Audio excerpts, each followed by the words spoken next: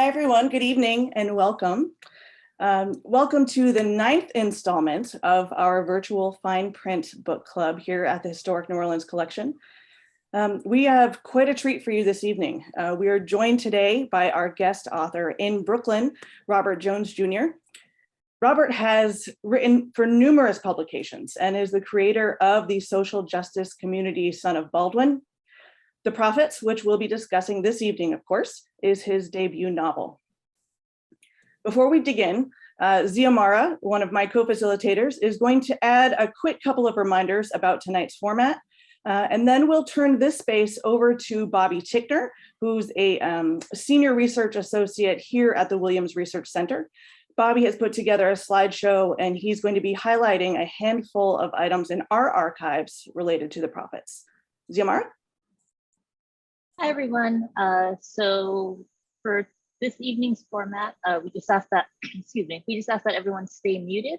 Unless you're talking, then feel free to unmute yourself. We ask that you post any questions that you have in the chat, and we will do our best to try to get to all of your questions. And tonight will be recorded, just so you know that this is something that will live on. I'll hand it over to Bobby. Okay, good evening, everyone. I put together a brief slideshow that has items from the Historic New Orleans collection. And I only have a few minutes to do it, and you guys aren't here to hear me talk in particular. So I'm gonna go pretty quick. Let's get started. So to start with, I picked some physical artifacts that we have that show really viscerally the nature of slavery and what enslaved people went through. And a lot of these end up being implements of restraint and torture. And so this one is a set of shackles that would have been on a transatlantic ship, which is what they call the Middle Passage from Africa across the Atlantic. And it would have held one leg of two different people each, held them together inside the boat. And then, yeah, the ring at the end would have chained them to the side of the boat. This is a collar for an enslaved person. You can read here the description we have on the catalog. It seems to have been made either in West Africa or by West African blacksmiths who use similar styles. The pattern on it is the half moon design is I guess fairly common. And yeah, you can see the horror of these sorts of things. The next one is a ball and chain that was worn by Peggy, an enslaved woman. And you can see here, we have a small manuscript collection that actually tells the story, the legal story of Peggy and her legal troubles. I think we have the deposition and some of the trial records. But she ended up getting into a fight with someone else, another enslaved woman, and killed her. And her punishment was to wear this iron ball around for, I guess, 3 years.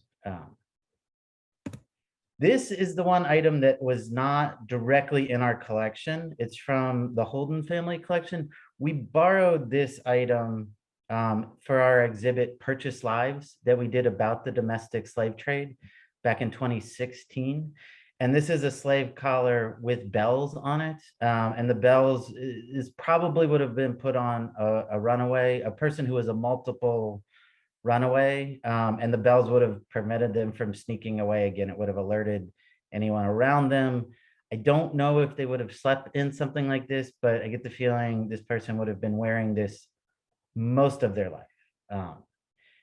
And I think Robert describes some of these types of implements in his book as well. This is a livery coat from the Mercer family, and it would have belonged to one of his enslaved men, probably someone who either drove a carriage for him or otherwise worked in the house. This would have not been the garb of the agricultural workers. And the thing that's interesting about this coat is It's made by Brooks Brothers, which is still a company around today. And one of the things that we highlighted in our exhibit, Purchase Lives, is about the economy surrounding slavery and how a company like Brooks Brothers is from the North. I think maybe they're from Massachusetts, but they're a Northern company. They're not directly employing enslaved people as their labor force, but they are part of the slave economy. They are selling these clothes that they're making to people who are enslavers and who run plantations. And so they're complicit might not be the right word, but it shows the big, how wide and encompassing the slave economy was to early 19th century America. This was not just, cotton and sugar. There's a lot more going on than that. And here's another set of shackles that we had as well, that I just wanted to put in here. Again, it's seeing these things. I know these are pictures online, but even seeing the physical implements, even in picture form, I think are different than seeing drawings or other, and I'll show you a couple drawings in a minute, but it gives you a different perspective on what these enslaved people endured. This is a card that was made to raise funds, and it's showing an enslaved man with some of the implements of torture around him. You can't really see it from this picture, but he's branded on his forehead. He's got a very similar thing around his neck to what we just showed, although it doesn't have bells on it. There's a spiked paddle at the bottom. He's shackled. And this would have been used to raise funds for the 18th Infantry Regiment. And these kind of cards were circulated by abolitionist people from the North. This one we have in our collection because this particular man is from Louisiana. They have more of these cards other places that we're trying to show people, like I'm showing you today, but showing people in the 1850s and 1860s, the horrors of slavery and how bad it was. And then to try to raise money to help some of the veterans from this infantry regiment. This is a depiction of a slave auction. This was actually on the cover of our brochure and kind of our lead image for our Purchase Lives exhibit, again, that we did a few years ago. Not a lot more to say about this. Ink and watercolor. You can see a small child being auctioned off here. Another drawing of the slave pen at New Orleans before the auction. This is from Harper's Weekly, 1863. There were a number of places they auctioned people in New Orleans. One of the main ones I'm going to show you in a second is at the St. Louis Hotel.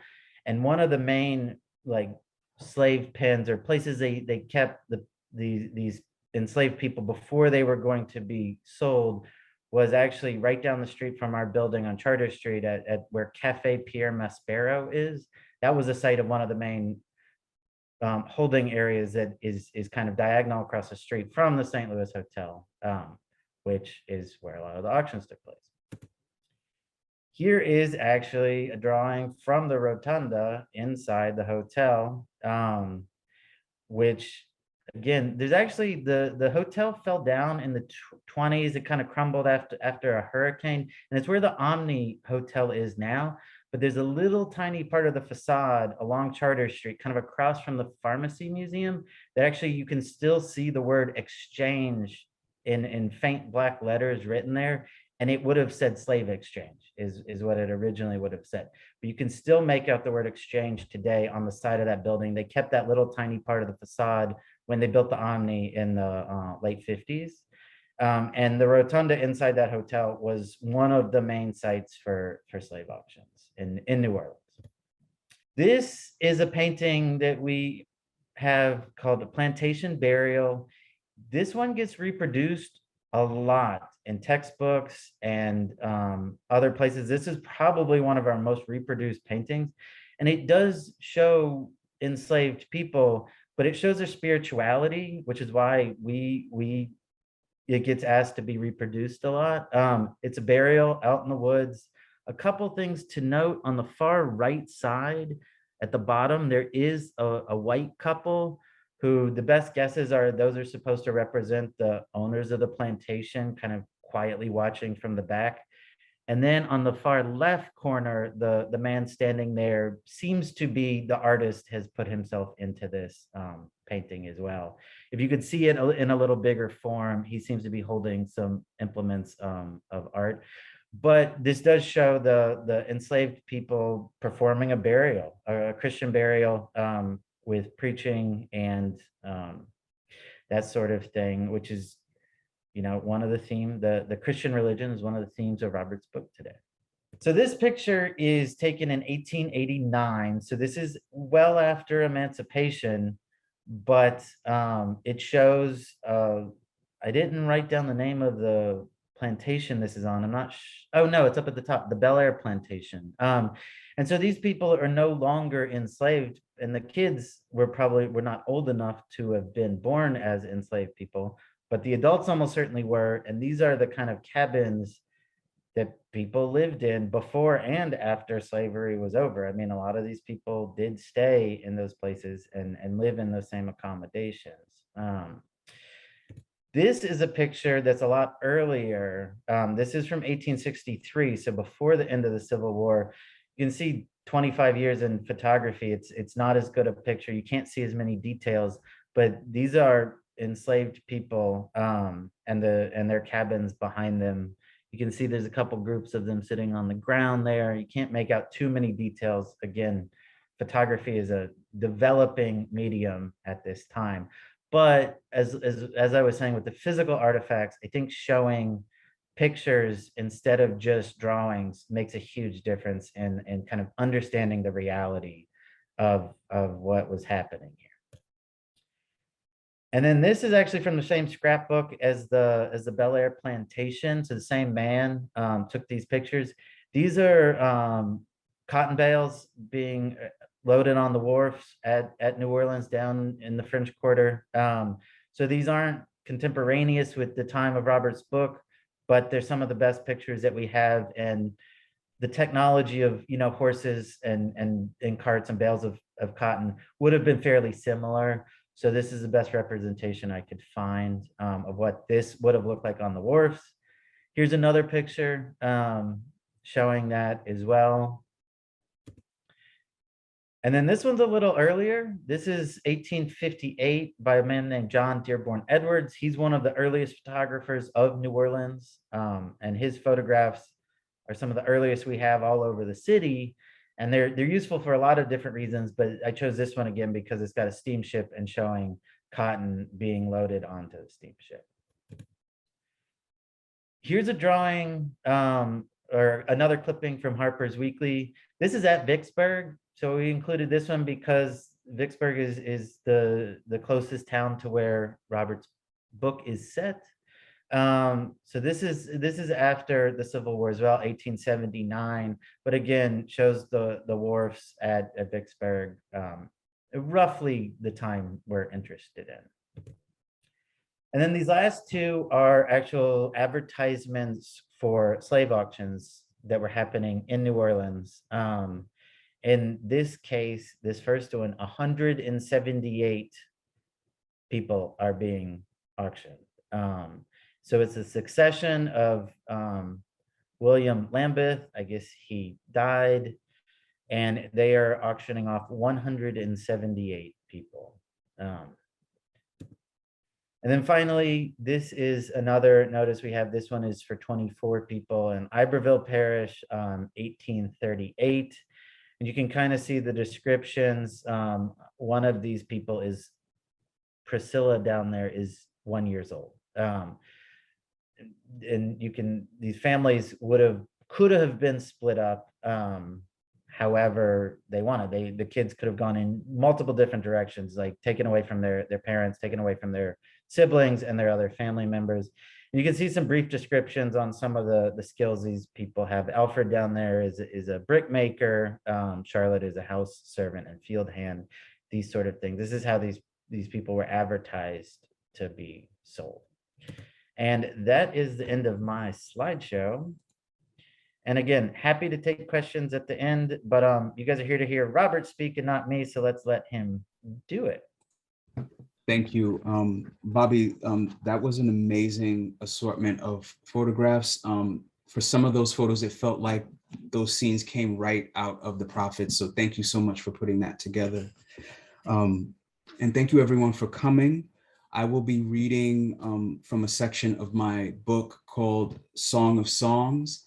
And it's a period just before in pre-colonial Africa during the Middle Passage, sort of describing the conditions under which kidnapped Africans were transported to the New World, as it were. So thank you, and I'll get started now.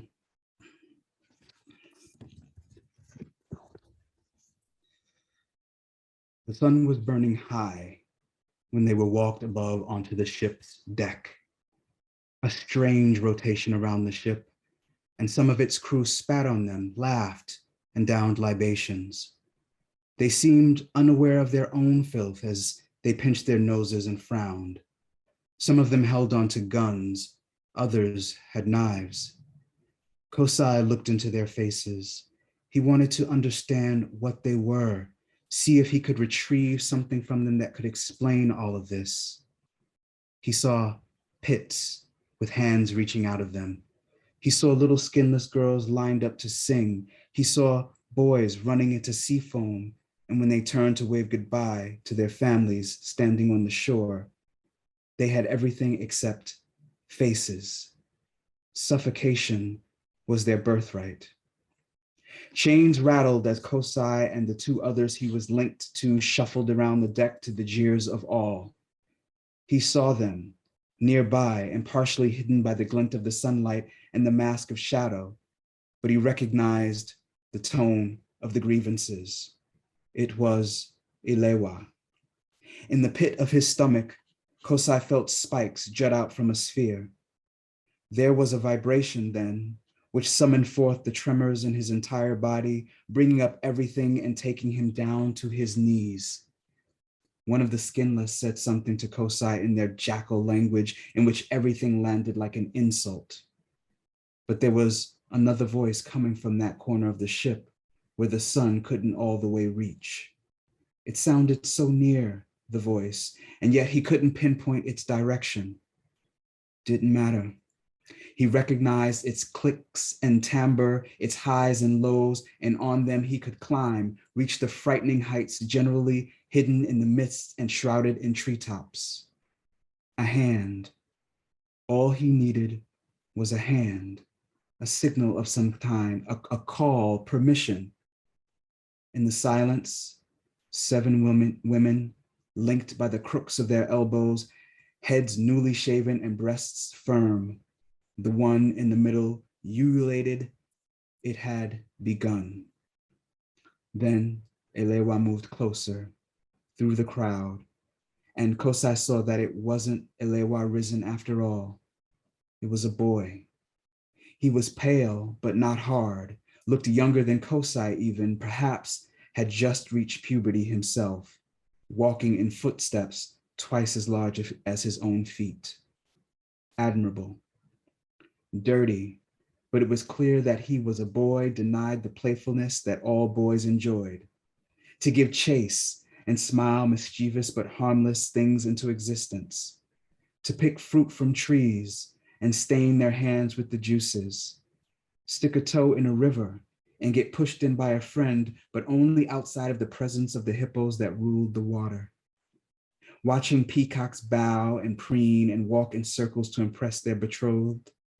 Someone had denied this boy all of that, had interrupted his flow, damned it, and replaced it with thorn and dry weed.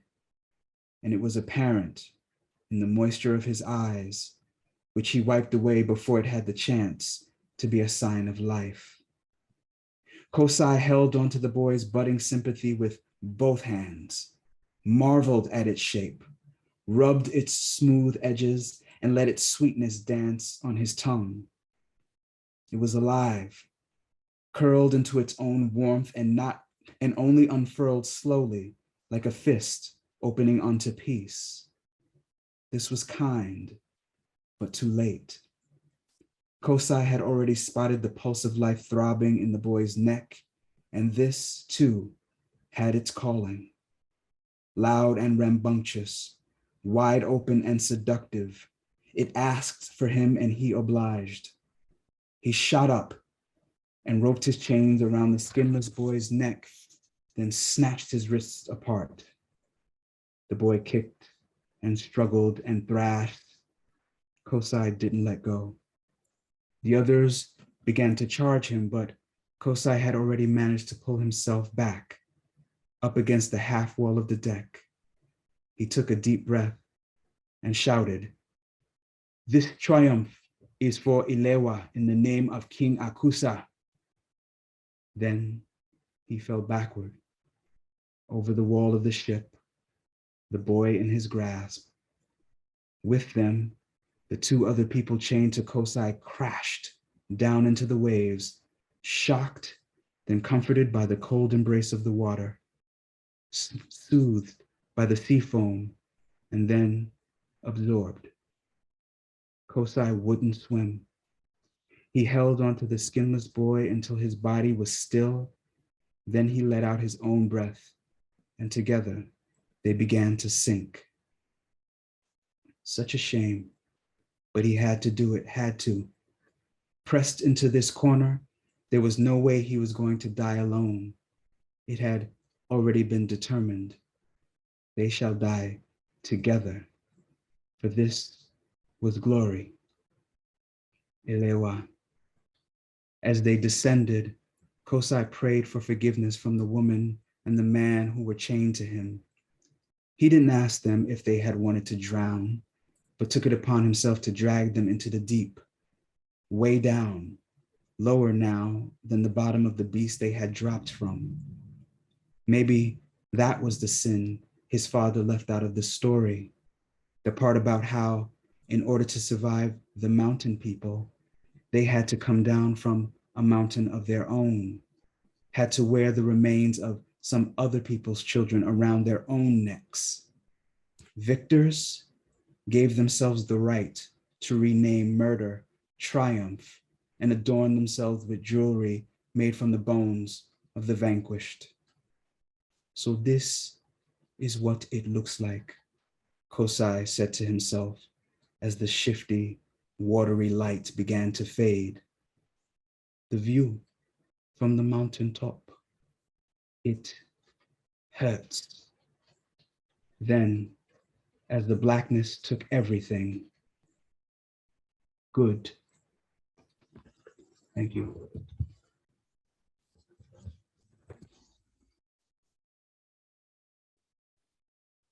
Thank you, Robert.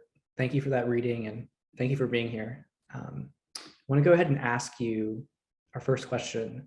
This is your first novel. Could you tell us a little bit about your writing career, literary pursuits before The Prophets? Yes, so it basically all starts with a Wonder Woman comic book that my father bought for me when I was about 4 years old. And I had reread that comic book over and over, fascinated by the idea that words could transport you into another place, some fantastical place. So at the age of 6, when I finally began to write, I'm in first grade now, and I start writing comic book stories, basically, where I am Wonder Woman's sidekick, and I'm the only boy allowed on Paradise Island. And that was where it began. And so I would always write for fun, when I ran into a frustrating situation and wanted to get it out of me. But I never thought of myself as a writer because I really was not exposed to artists. Although my family is filled with artists. My grandfather was a dancer. My aunt sings. My mother's a seamstress. My grandmother was a seamstress. We didn't really regard those pursuits as art. Maybe at best hobby, because I come from a blue collar family that believes in hard work and getting a job that is that has a steady salary, great benefits, a pension you can retire with, that sort of thing. And everything else is sort of frivolous. But even though I never considered myself a writer or thought of myself in those terms, writing was where I found purpose, joy, comfort. And so I continued to write. And it wasn't until maybe I was around 16 years old and Terry McMillan released her debut novel called Mama. And I was in Harlem, and in Harlem, there's a lot of street sellers on 125th Street. And strangely enough, most of the sellers on 125th Street are booksellers. So at least every other seller is selling books. And I saw this one book that said Mama, and it had this really interesting cover. So I bought it and I took it home and read it and was astounded by what I was reading. Because in school, I never really saw myself in literature. We were reading things like Death of a Salesman and Glass Menagerie and things of that nature, things that didn't exactly relate to my own experience as an African-American person or as a queer person. And so I read Mama, and it was like, wait a minute, you can do this with writing? You can tell your own story about your own life and testify to your own experiences? And then that was it. Something broke open for me. And it was my first attempt at writing a novel at 16, which I never finished. But I knew that was the next level of me understanding, okay, this is, I don't know how I'm going to be able to do it, but this is something I want to pursue as a craft. And it wouldn't come for a really, really long time. It wasn't until I saw an episode of the Oprah Winfrey Show when I was about 31. And she had a guest on there that was talking about your purpose. And he said something to the effect of, well, you know what your purpose is. It's the thing you've been running from your entire life, the thing that you thought you couldn't do, the thing that your inner critic, your inner opponent has been saying you're not good enough. This imposter syndrome and such. Pursue it. And so I gave up at the age of 31, everything. I left my job, I left my apartment, I moved back in with my mom and said, Ma, I want to go back to college to pursue a degree in writing. And so that is what I did. I re-enrolled in Brooklyn College, took creative writing as a major, Africana studies as a minor, got my BFA, and then went on to their MFA program, which at the time was ran by the Pulitzer Prize winning Michael Cunningham, who wrote The Hours. And the rest is kind of history. And, there's a long gap between me graduating from the MFA program in 2008 and me publishing The Prophets in 2021. I actually started writing The Prophets in 2006, my last year of undergrad. And the reason why it took me so long is it was me trying to convince myself that I was worthy to write this story, that I had the ability, the talent, the skill to write this story, and to get over the fears of how I felt this book might be received by the general public, since it centers queer love, Black queer love at that it does not have a white savior, that it critiques Christianity, and that it presents enslaved people as fully realized dimensional human beings. It kind of seemed like I was alienating a good portion of the society taking on these topics. And so between work, which I worked 3 part-time jobs in undergrad, 2 part-time jobs in grad school, and a full-time job after I graduated, I took my time because I thought, here's the curse of being a writer. You're always a better writer today than you were yesterday. You're not as good a writer today as you will be tomorrow. So you're constantly stuck in this loop of revising things because you go back and you read it and you go, oh, that was awful. How could I have possibly written that? And you rewrite the sentence again. So I was trapped in that sort of loop. I was trying to find the time to write between work and other responsibilities. And so I devoted my writing time to the magic hour, the witching hour, 3 a.m. And I would get up every morning at 3 a.m., write for an hour or two, go back to sleep for the remaining hour or two, get up, shower, and go to work. And I would do that every day. And sometimes I would just write a page. Sometimes I would just write a paragraph, sometimes just a sentence, but I kept going. And I'm almost not sure why, other than to say that when you're an artist, you're compelled almost beyond your own power to do something that terrifies you. And so that's why it took me so long. So that was my writing life prior to publishing The Prophets. Thank you. I next wanted to ask, over these years, can you talk about how the novel evolved over time as you were working and thinking about it? Yes, yes. So it's so interesting that Bobby showed us those slides, because so I had this idea in my head. I'm in my senior year of undergrad, and I said, I want to write this book because I can't find it. Nowhere I've been looking can I find Black queer people represented during antebellum slavery, except in the context of rape or sexual assault. And my question, of course, was, what about love? And so that's what I wanted to see, and I could not find it anywhere. And Toni Morrison, the great Toni Morrison, said, if you cannot find the book you wish to read, then you must write it.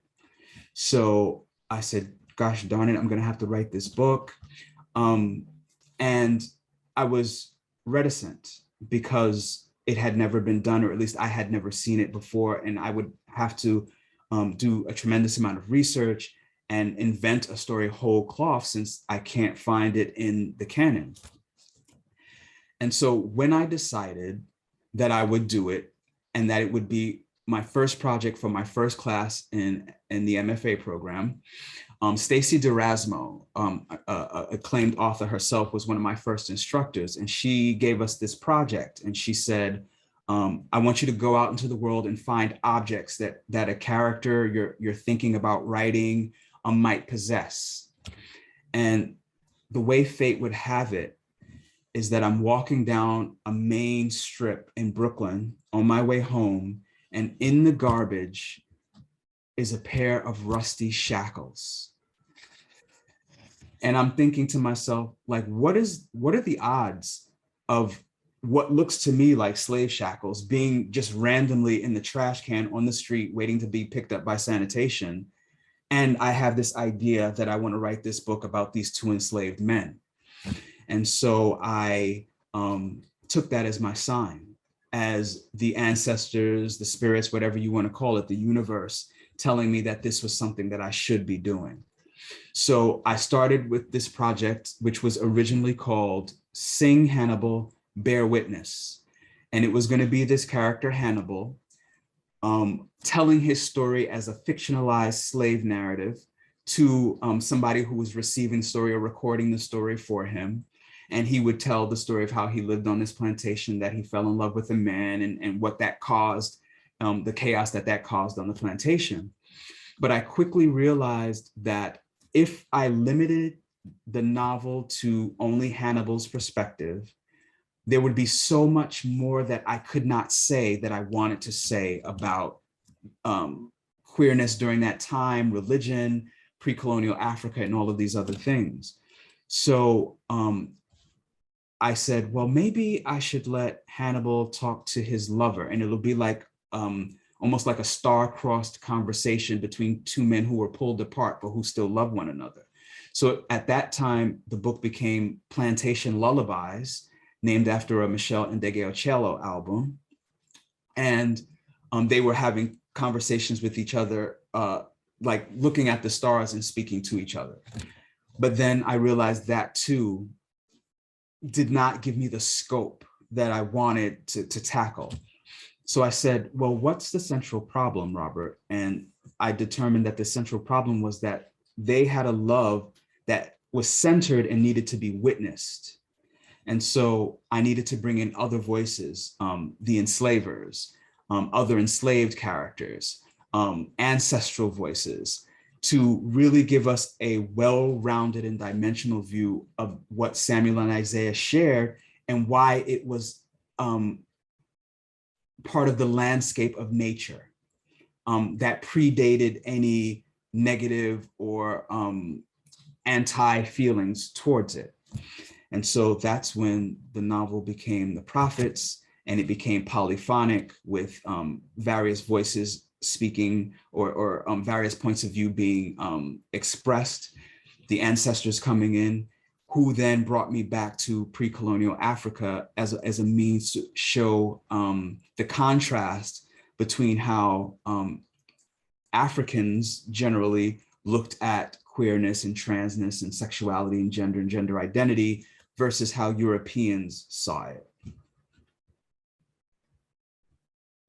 Thank you, Robert. On that note, speaking of how it's polyphonic, there is a strong visual and poetic language to the book. Do you engage in other forms of artistic practice in addition to prose writing? For a time, I was a really bad poet. You know, every teenager, you know, that teen angst.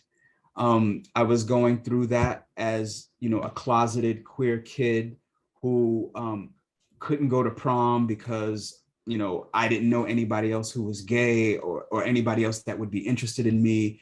And those feelings of disappointment and isolation and loneliness and lovelessness had to go somewhere. And I started expressing myself through poetry. I still have the poems. They're really terrible. They're melodramatic and over the top and all of those things that you do when you're a teenager and you think, you know, woe is me. But they led me to a kind of musicality that I like about language. And so I started to study the greats, the people who use language in this way that transformed English into something bigger. So I looked at Toni Morrison, of course, and Gabriel Garcia Marquez, and James Baldwin, and so many others, Anne Carson, to see the ways in which they utilized language to do something more than communicate, to actually draw readers in and rearrange their insides so that they can understand an experience that's outside of their own.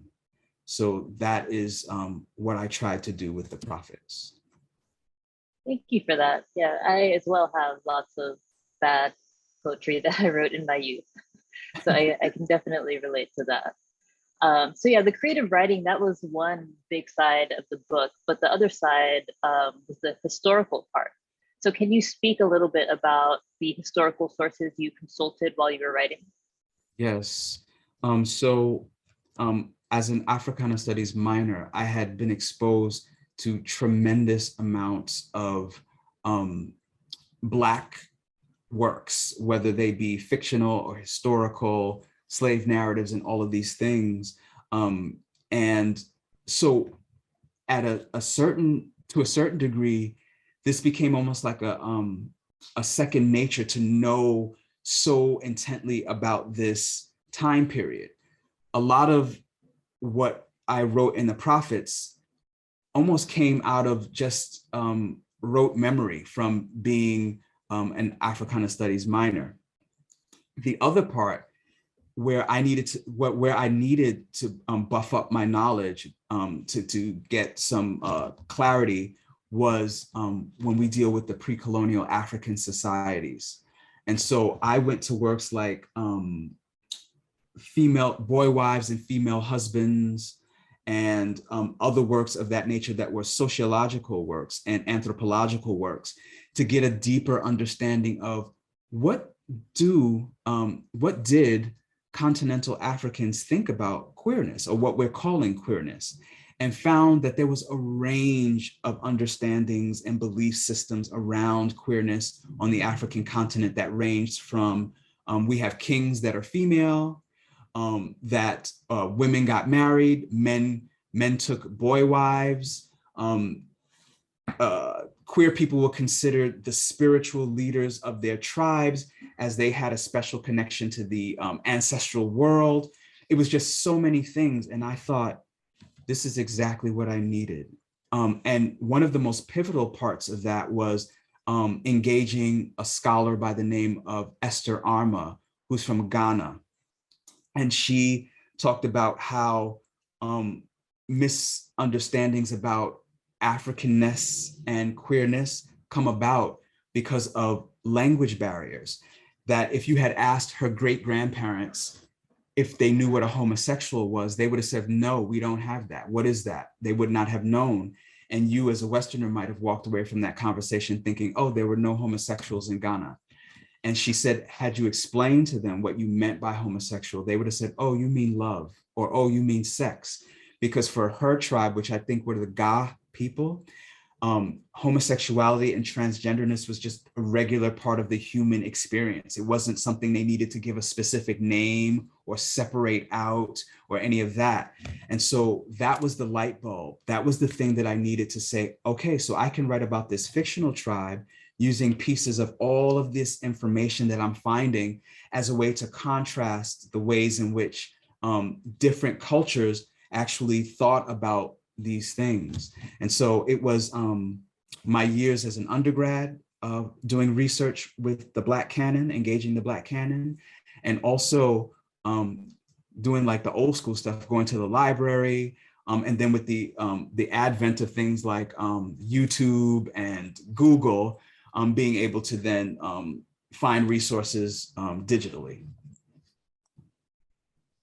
Thank you. My question actually stems directly from that. Was there a particular historical or fictional place or even a story that inspired the place of Kasango or of King Akusa? King Akusa is inspired by the Dahomey Amazons, who were some of the fiercest warriors the continent of Africa had ever seen, and they were all women. They were also, you know, here's the nuance of the Dahomey Amazons is that they were also kidnappers. They helped enslavers capture other tribes of Africans and enslave them and take them on the Middle Passage to the New World. But the inspiration for a person like King Akusa was definitely the Dahomey Amazons.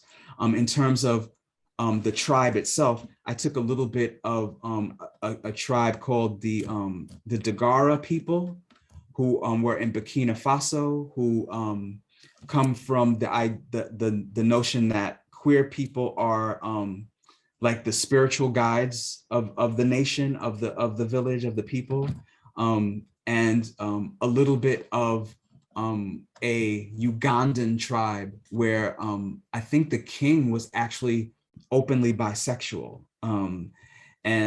So I took little bits and pieces of different tribes and then kind of combined them to give a clearer picture of the diverse ways in which Africans thought about these issues. Thank you so much. We do have a few questions in chat. One that I'd like to, I just saw one from Heather Hodges here. Can Robert share more about his use of non-linear time and narratives? Also regarding Gabriel Garcia Marquez's magical realism and influence. Thank you for those questions, Heather. Part of the reason why I use non-linear time in my writing is because it almost feels like that's the natural way to tell a story for me. I find it very difficult to start at the beginning and then beginning, middle, and end. I kind of want to go back to reflect on the beginning or jump forward to hint at what the ending might be. And that might come from the ways in which the African diaspora in general thinks about time. in that time is more elastic for African descended peoples, that it is that we often see it as a construct that can either be freeing or dogmatic, rigid or fluid. And I choose the fluidity of it. And also what played a part in me thinking about the ways in which I want to represent time in this book was the fact that the enslaved people, their concepts of time were very different because they didn't even know how old they were, where they were born, what year it was. Those constructs held very little meaning for them. They were not given the access. They were not permitted to read or write or to be able to tell time or any of those things. And so they used nature to navigate their way through the temporal sphere of living. And so some readers have asked, well, what year does this take place in? And I'm not very clear intentionally on what year this takes place in, because the enslaved people would not have been clear on what year this takes place in. And so that's my reasoning behind using the nonlinear or the elastic time.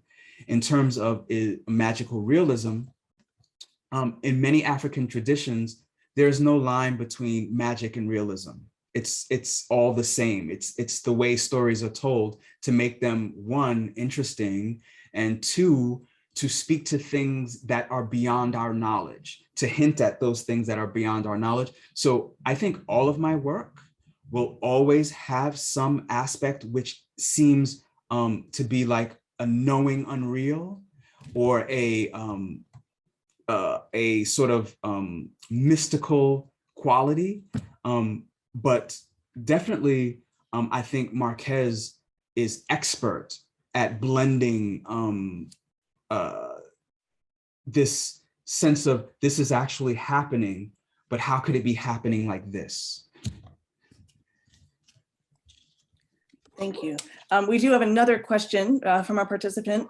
Do you want your book to be put on film? And what are you working on now?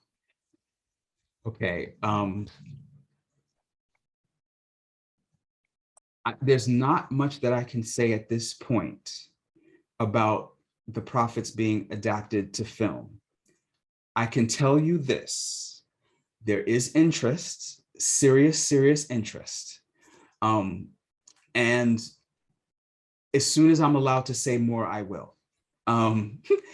And what am I working on now? I am working on novel number 2. And the most that I can say about novel number 2 is that it takes place in a more contemporary era. I'm looking at possibly the early 90s, and the setting is likely New York City. And I am, again, looking at this particular period from a Black queer lens. And I'm actually having quite a bit of fun. I think this book will have more humor than the Prophets did, at least if the character who's talking to me gets his way. So yeah, that's what I'm working on next. Thank you. Teresa, actually, would you mind asking your question?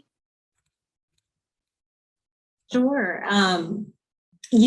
Robert, earlier you mentioned the timing, and that you had started this in 2006. But you weren't sure that it was the right time for the world to hear the story, and would the readers and audiences be ready for it? The world has changed so much in the last 15, 20 years. And I would love to just hear you reflect on that decision to wait. And if there were times that you're like, oh, we should do it now, or maybe you were hesitant even in 2021.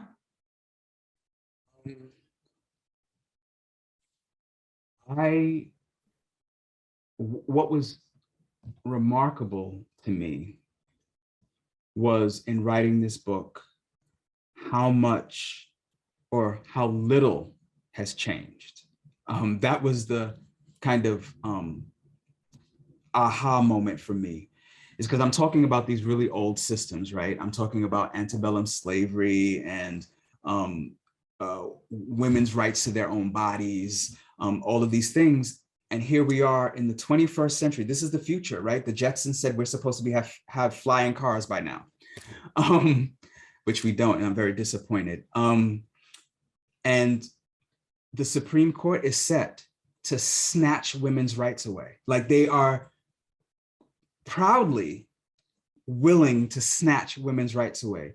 We no longer have antebellum slavery, but we have the caveat that the 13th Amendment allows, except in the commission, a punishment as slavery is illegal except as punishment for a crime. So who gets to determine what crime is and who are the criminals? And in this country, it's disproportionately Black people. And so it's sort of like another way to re-enslave. It's slavery by another name, as a book famously calls it. And we no longer have plantation owners, but we have CEOs like the Tesla guy who just told his people, if you don't work 40 hours a week, you're fired. And, and we don't have overseers anymore, or roving bands of people who are going to lynch you, but we do have police officers who occupy the same function. So that was the scary part of writing this book. That was maybe the scariest part of writing this book, was realizing that names have changed, maybe faces have changed, and maybe locations have changed, but the underlying pathologies remain intact. Robert, I wanted to ask you another question that was posted in the chat about the women characters in the book. Heather writes, the women characters seem to form a kind of spiritual pantheon. Should these characters be read collectively as such? And are there specific historical antecedents to these women? One of the things about most African cultures that I read about was how matrilineal they were, where right before men create patriarchy and everything is based on strength and aggression and war, there's this period prior where women are in control of things, where they keep the men separate, except when it was the ritual time to come together to procreate. Otherwise, they would remain separate. The women would raise the children to a certain point and then send them to the men to raise them to adulthood. And it functioned in this way where everyone had their place and that it worked harmoniously for the most part, until men somehow decided they wanted to be in charge, and they switched everything around, and it became ultimately super, super violent. So the women characters that I'm writing about are trying to recall that earlier spirit of humankind, where women were centered, women were the leaders, women were the thinkers, who balanced out or led the men in more sort of ways that were less destructive. There were, when women were running societies, they didn't say, oh, you can't be aggressive. They just said, there's a time to be aggressive. When you're going hunting, that's the time to be aggressive. Or when we are under siege, that is the time to be aggressive. But that do something else with your aggression while you're here. Build homes. Do something creative. Dance. And so when I was thinking about these women characters, in particular Maggie, and also Semjula and King Akusa, I'm thinking about that sort of matriarchal way of thinking about the world, in a way that's calmer. And I also drew on family history. On my mother's side, I come from women who were from South Carolina. My great-grandmother, Mary, and her sisters, I used to spend summers with them down south. And I just remembered strange things about them, like the way they would dip snuff in tobacco and put it in their lip and then spit it in this gross can of brown stuff, or how when they had to go shopping or what have you, they put razor blades in their cheeks because their feeling was any man was liable to jump out at them and try something. So they had to be prepared. Or the way my great aunt Annie, who was my great grandmother's eldest sister, would sit me down on the porch with her and we would shuck corn or peas. All of these things, they were teaching me how to embrace both sides of me. I was a boy, but they knew that femininity was a part of boyness. They didn't say this outright, but they did it in the ways in which they included me into their circles. And so I also wanted to pay homage to them and those experiences. Robert, we have a question from Libby in the chat.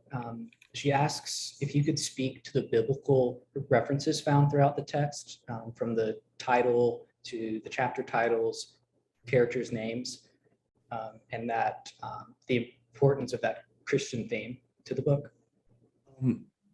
What I was attempting to do was, in some ways, critique Christianity by using biblical names and chapters, some of which are included in the Apocrypha, the parts of the Bible that have been left out, suggesting that you couldn't possibly get the whole story if you're reading only part of the book. And as a way to show the ways in which Christianity was used to subjugate my ancestors. So my family members came from the continent with their own names, their own religions and spiritual systems, their own cultures and ways of being, and the ways in which enslavers sort of conquered that was to strip them of all of those things. Your name is no longer Kunta Kinte, your name is Toby, like in Roots.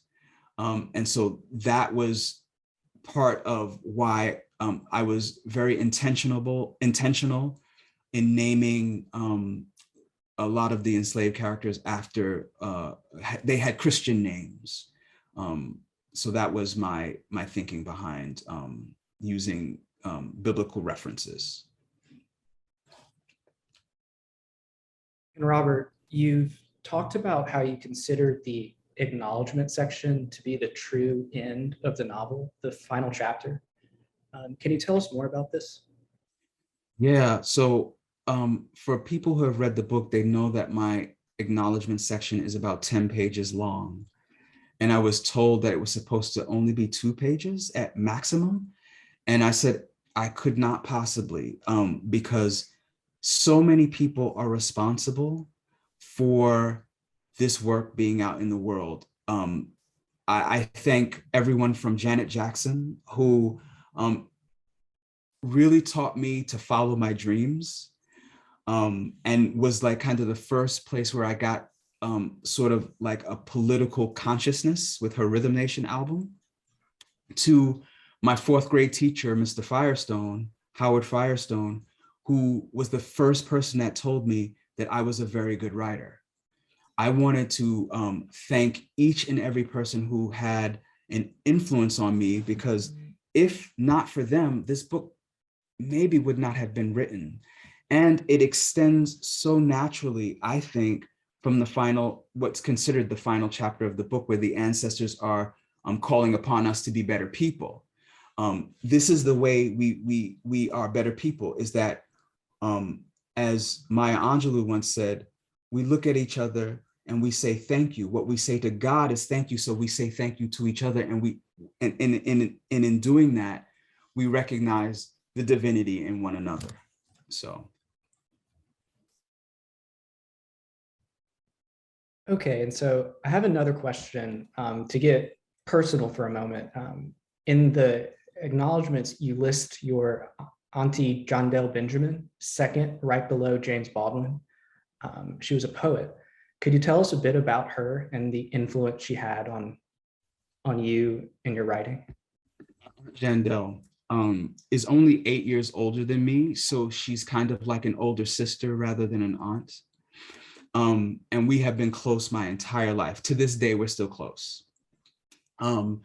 And she was the first person to give me the idea to start writing poetry. So I'm 11, 12 years old, and she is 20, 19, 20. And she's writing poetry for school. And I look at this book and I say, Jandel, what is this? And she says, oh, I'm taking a poetry class and we get to write poems. And so I'm reading her poetry and I'm like, wow, people actually write this stuff. And that is where I then put together, maybe I can get my feelings, all of these things that I'm feeling that I can't express out through poetry. So Jandel was a very big part of getting me to move to my next step in following my writing path.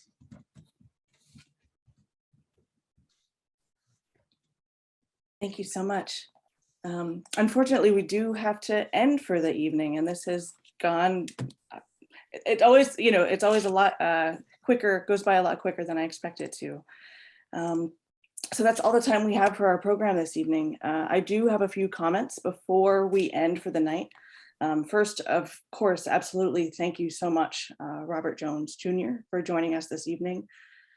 We've been looking forward to this for a while, and it was such a joy to have you here with us tonight to answer all of our questions. To all of you, to readers and participants, as well as several SNOC staff that are on the call today, thank you for joining us this evening as well. Please, everybody, tell your friends to join us later this summer as we dive into a new selection on Storyville. We'll be reading Josie Arlington's Storyville, The Life and Times of a New Orleans Madam by local author Marita Crandall. The title is available in our shop at the collection at 520 Royal Street. Finally, we do this because we are passionate about these topics and about our mission. None of this could happen without the support of our members and donations from the community. So if you get a moment, please go to hnoc.org/support to help us continue our mission. From all of us at the Historic New Orleans Collection, thank you for joining us tonight. We're going to keep this meeting open just for another minute to give everyone a chance to review and maybe ask a last question. Thanks.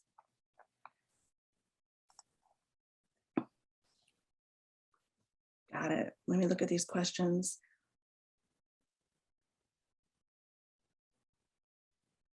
Great, great, great. Robert, I have a question. Sure. What are you reading now? One of the things that you learn when you become a published writer is that you almost don't have enough time to read for pleasure, like things that you really want to read because you're blurbing other writers or you're preparing, you're reading books because you're prepared to be in conversation with another writer. So I haven't read for pleasure, although many of the books that I blurbed are fantastic, wonderful books, but I haven't chosen a book to read in a really long time. But the last book that I read that I just found to be utterly outstanding was Ocean Vuong's On Earth We're Briefly Gorgeous. Oh, my goodness. That book is so beautiful. Ocean is just, and I know Ocean personally, he's such a kind and generous and wise person. And all of that was infused into that book, which was just so lovely. Yeah, I'm a fan. Have you read his latest release? Time is a Mother. Yeah. I have it. It's on my to be read list, which is about 100 books deep. Yeah, but same. I relate to that.